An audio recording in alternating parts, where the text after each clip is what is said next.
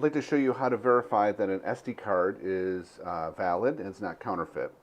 So what I have here is actually an SD card holder, and I have a micro SD card inside of it that I bought this off of Amazon. It's a Kingston SD card, 8 gigabytes. So I want to verify that this is actually that is a solid SD card and allows me to read and write all the data that's on there. To do that, I'll use a feature of SD Clone called Verify SD Card. So I'll launch SD Clone. First thing I'll do is verify that the lock is not on, so we can actually write to this.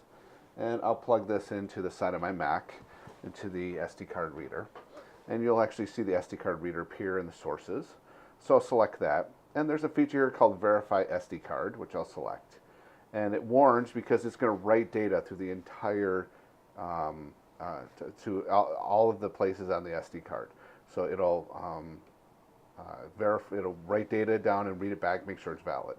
So I'll go ahead and say to go ahead and do that operation.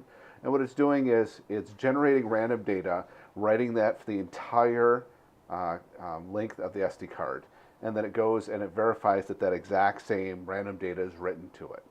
So one of the things that counterfeiters are able to do is able to, even though you write a bunch of data, it'll still give that same data back, but it might have corrupted other data. And the way that SD Clone works to make sure that's not the case is it completely writes to the capacity of the card and then reads back that same data to make sure that it's there. And it randomly generates a different data set every time.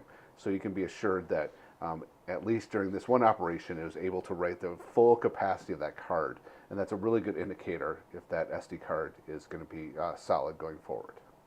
So I'll let that finish and I'll come back and talk a little bit more about next steps.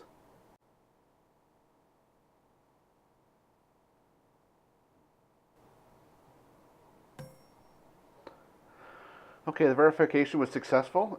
So the random data has been written to it and then read back. As you can see, the SD card, of course, has it takes longer to write to the card than to read from it, but it went completely through, wrote random data to the entire card, and then read it back. So it was 8 gigabytes, so around 8 gigabytes of random data that is successfully done.